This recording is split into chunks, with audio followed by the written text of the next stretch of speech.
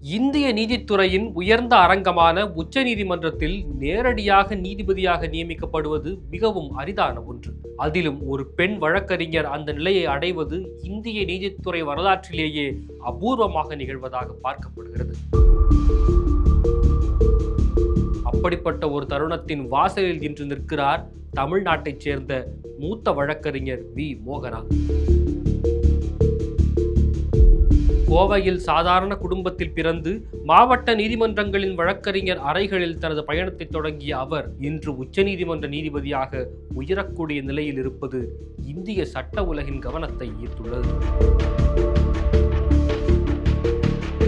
யார் இந்த வி. மோகனா? கிழக்கு நியூஸ் நேயர்களுக்கு வணக்கம். நான் விவேக் பாரதி. வி. மோகனாவின் வாழ்க்கை கதையின் தொடக்கத்தில் ஒரு தாயின் கனவு இருக்கிறது. முறையான கல்வியே பெறாத ஒரு தாய் தனது பிள்ளைகளில் குறைந்தபட்சம் ஒருவராவது சட்டம் படித்து வழக்கறிஞராக வேண்டும் என்று நினைத்திருக்கிறார். 13 குழந்தைகள் கொண்ட குடும்பத்தில் 9 பெண்களும் 4 ஆண்களும் இருந்த அந்த வீட்டில் சட்டத்துறையில் நுழைந்த முதல் நபராக மோகனா உருவெடுத்தார். பெண்களுக்கு மரியாதையையும் சுதந்திரத்தையும் தரக்கூடிய தொழில் சட்டம் என்று அவரது தாய் நம்பியிருந்தார். அந்த நம்பிக்கையே பின்னாளில் இந்திய உச்சநீதிமன்றத்தின் கதவுகள் வரை மோகனாவை கொண்டு வந்திருக்கிறது. 1983 அறிமுகப்படுத்தப்பட்ட 5 ஆண்டு ஒருங்கிணைந்த சட்டப்படிப்பின் முதல் தலைமுறையைச் சேர்ந்தவர்களில் ஒருவர்தான் மோகனா. பாரதியார் பல்கலைக்கழகத்தின் கீழ் இயங்கிய கோவை சட்டக்கல்லூரியில் அவர் படித்தார். அதை பற்றி நேர்காணல் ஒன்றில் அவர் கூறிய போது, அப்போது சட்டக்கல்விக்கான அடிப்படை வசதிகளே குறைவாக இருந்தது. பெண்களுக்கான விடுதிகள் இல்லை, சில வகுப்பறைகள் மட்டுமே இருந்தன, மாணவிகளின் எண்ணிக்கையும் மிகவும் குறைவு என்று குறிப்பிட்டிருக்கிறார். ஆனால் அதுதான் தனக்குள் தன்னம்பிக்கையையும் உந்துதலையும் ஏற்படுத்தியது என்று கூறியிருக்கிறார்.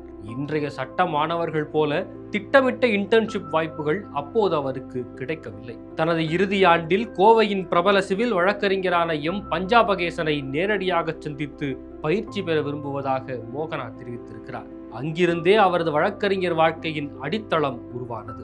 வழக்கு தேதிகளை ஒழுங்குபடுத்துவது, மனுக்களை கையால் நகலெடுப்பது, டிக்டேஷன் எடுப்பது, நீதிமன்ற விசாரணைகளை அருகில் இருந்து கவனிப்பது போன்ற மிக அடிப்படையான பணிகளிலிருந்தே அவர் தொடங்கினார்.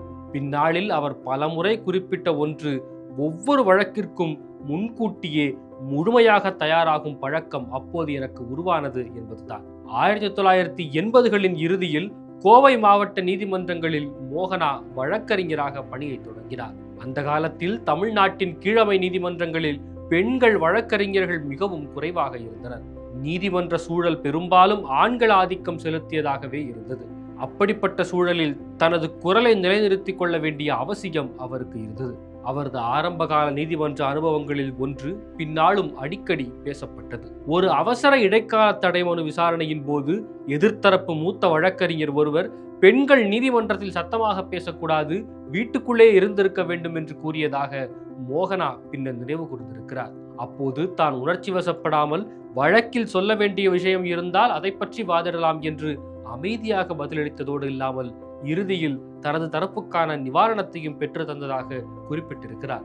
1992ஆம் ஆண்டு மோகனாவின் வாழ்க்கையில் மிகப்பெரிய திருப்பு முனையாக அமைந்தது. தனது மூத்த வழக்கறிஞரின் ஊக்கமும் தில்லியில் ஏற்கனவே வசித்துக் கொண்டிருந்த குடும்பத்தினரின் ஆதரவு காரணமாக அவர் தேசிய தலைநகரத்திற்கு இடம்பெயர்ந்தார். அந்த முடிவுதான் அவரை மாவட்ட நீதிமன்ற வழக்கறிஞரிலிருந்து அரசியலமைப்பு மற்றும் குற்றவியல் சட்டத்தில் நிபுணத்துவம் பெற்ற உச்ச நீதிமன்ற வழக்கறிஞராக மாற்றியது.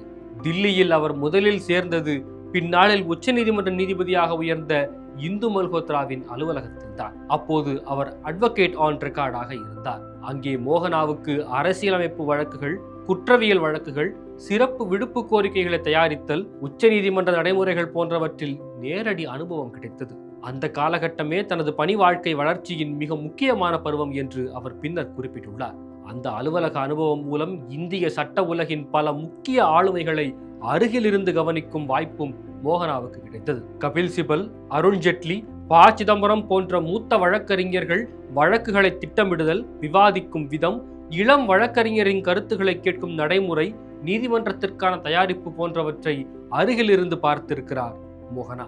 அவருக்கு அவை பெரும் தாக்கத்தை ஏற்படுத்தியதாக பின்னாளில் கூறியிருக்கிறார். சட்டவாதத்தில் துல்லியம், தீவிரமான ஆய்வு, நேர்த்தியான வாதம் ஆகியவை எவ்வளவு முக்கியம் என்பதை அந்த காலம் கற்றுக் கொடுத்ததாக அவர் நினைவு கூர்ந்திருக்கிறார். பின்னர் மூத்த வழக்கறிஞர் CS வைத்தியநாதனின் சாம்பரில் மோகனா பணியாற்றினார். அங்கு அவர் தனது சட்ட ஆய்வு திறனையும் வழக்காடும் திறனையும் மேலும் கூர்மையாக்கி கொண்டார். அந்த காலகட்டத்தில் சேஃப்மா தொடர்பான அமிர்த்லால் பிரஜீவன்தாஸ் வழக்கு, மெக்டவல் வரி வழக்கு, ஜெயின் கமிஷன் விசாரணை தொடர்பான நடவடிக்கைகள் போன்ற முக்கிய வழக்குகளில் அவர் பணியாற்றியதாக கூறுகிறது சவுத் ஃபர்ஸ்ட் கட்டுரை. 1996 அட்வொகேட் ஆன் ரெக்கார்ட் தேர்வில் தேர்ச்சி பெற்ற பிறகு மோகனா உச்சநீதிமன்றத்தில் தனியாக வழக்காடத் தொடங்கினார். அதன் பின் அரசியலமைப்பு சட்டம், குற்றவியல் சட்டம், நுகர்வோர் வழக்குகள், சேவைத்துறை வழக்குகள், அரசு சார்பான வழக்குகள் என பரந்த துறைகளில் அவர் தனித்துவமான நடைமுறையை உருவாக்கி கொண்டார்.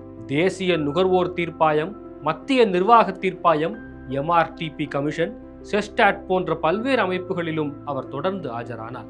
அவரது பயணத்தில் பல முக்கிய வழக்குகள் இருந்த போதிலும் அவரை ஆழமாக தாக்கிய அனுபவங்களில் ஒன்றாக கோவை கொலை வழக்கின் மேல்முறையீட்டை குறிப்பிடுகிறார். வழக்கின் தொடக்கத்தில் குற்றம் சாட்டப்பட்ட 3 மட்டுமே அவர் ஆஜரான போதும் பின்னர் வழக்கு முழுவதையும் அவர் வாதாட நேர்ந்தது. நீதிபதி SS முகான் தலைமையிலான அமர்வில் அந்த விசாரணை 5 வாரங்கள் நீடித்தது. அதில் அவரது தரப்பின் மீதான குற்றங்கள் நிரூபணமாகி அவர்கள் தண்டிக்கப்பட்டாலும் அந்த வழக்கு தன் பணி வாழ்க்கையில் மிக முக்கியமான பாடங்களை கற்றுக் கொடுத்தது என்கிறார் மோகனா. 2015 உச்சநீதிமன்றம் மோகனாவை மூத்த வழக்கறிஞராக அறிவித்தது. உச்சநீதிமன்றத்தில் அந்த அங்கீகாரம் பெறும் பெண்களின் எண்ணிக்கை மிகவும் குறைவாக இருந்த சூழலில் இது குறிப்பிடத்தக்க நிகழ்வாக பார்க்கப்படுகிறது. அதன் பின்னரும் அவர் பல அரசியலமைப்பு மற்றும் அரசியல் முக்கியத்துவம் வாய்ந்த வழக்குகளில் ஆஜராகி வந்தார். குறிப்பாக கர்நாடகா ஹிஜாப் வழக்கில் அவர் ஆஜரானது பரவலாக பேசப்பட்டது. அதே வேளையில் உச்சநீதிமன்ற மீடியேஷன் சென்டரில் மத்தியஸ்தராகவும் பல வழக்குகளில் நீதிமன்றத்தின் நண்பர் என்று அறியப்படும் அமிகஸ் குரேவாகவும் இலவச சட்ட உதவி வழங்கும் வழக்கறிஞராகவும் அவர் பணியாற்றியுள்ளார். மகளிர் வழக்கறிஞர்களுக்கான தனது அறிவுரையை மோகனா பல இடங்களில் பகிர்ந்துள்ளார். நீங்கள் நன்றாக தயாராக இருந்தால் நீதிமன்றம் தானாகவே உங்களை மதிக்கும் என்று அவர் கூறியதாக பதிவு செய்கிறது சவுத் ஃபர்ஸ்டின் கட்டுரை. எதிரே யார் ஆஜராகிறார்கள், மற்றவர்கள் என்ன நினைக்கிறார்கள் என்பதை குறித்து கவலைப்படாமல் வழக்கில் மட்டும் கவனம் செலுத்த வேண்டும் என்று அவரது கருத்து இளம் பெண் வழக்கறிஞர்களுக்கு ஊக்கமளிப்பதாக பார்க்கப்படுகிறது. இப்போது உச்சநீதிமன்ற நீதிபதியாக மோகனா உயரக்கூடிய வாய்ப்பு வெறும் தனிப்பட்ட சாதனையாக மட்டும் பார்க்கப்படவில்லை. இந்திய நீதித்துறையில் நேரடியாக வழக்கறிஞர்களை உச்சநீதிமன்ற நீதிபதியாக நியமிப்பது அரிது. அதிலும் பெண்களுக்கு அந்த வாய்ப்பு கிடைப்பது இன்னும் அரிது. நீதிபதி இந்து மல்ஹோத்ராவுக்கு பிறகு அந்த பாதையில் செல்லக்கூடிய 2வது பெண் என்ற வரலாற்று முக்கியத்துவத்தை பெற்றிருக்கிறார் மோகனா. தில்லியின் உயர்ந்த சட்ட வட்டாரங்களில் பிறக்காமல் மாவட்ட நீதிமன்றங்களிலிருந்து தொடங்கி உச்சநீதிமன்றத்தின் வாசல் வரை சென்றடைந்த அவரது பயணம் இந்தியாவின் சில சிறிய நகரங்களில் இருந்து சட்டத்துறைக்குள் வரும் பெண்களுக்கு ஒரு அடையாளமாக மாறியிருக்கிறது. மாவட்ட நீதிமன்றத்தில் இருந்து உச்ச நீதிமன்ற மேடைக்கு செல்ல முடியாது என்ற எண்ணத்தை உடைத்து காட்டும் கதையாகவே அவரது வாழ்க்கை பார்க்கப்படுகிறது. இன்று மோகனாவின் பெயர் இந்திய நீதித்துறையின் உயர்ந்த பதவியுடன் இணைக்கப்பட்டு பேசப்படுவதற்கு காரணம் வெறும் சட்ட அறிவு மட்டுமல்ல, தன்னம்பிக்கை, ஒழுக்கம், தயாரிப்பு, பொறுமை, உறுதி ஆகிய அனைத்தும் சேர்ந்ததே அவரது பயணத்தை தனித்துவமாக மாற்றியிருக்கிறது. உச்ச நீதிமன்றத்தில் தற்போதிருக்கும் பெண் நீதிபதியாக BV நாகரத்னா உள்ளார். அங்கு பெண்களின் பிரதிநிதித்துவம் இன்னும் குறைவாகவே உள்ள சூழலில் மோகனாவின் பெயர் பரிந்துரைக்கப்பட்டிருப்பது முக்கியத்துவம் வாய்ந்த முன்னேற்றமாக பார்க்கப்படுகிறது. கோவையில் ஒரு தாய் கண்ட கனவின் விளைவு தன் மகளின் பெயரை இந்திய நீதித்துறையின் உச்சியில் இடம்பெற செய்திருக்கிறது என்ற பின்னணி இந்த செய்தியை வரலாறாக மாற்றியிருக்கிறது.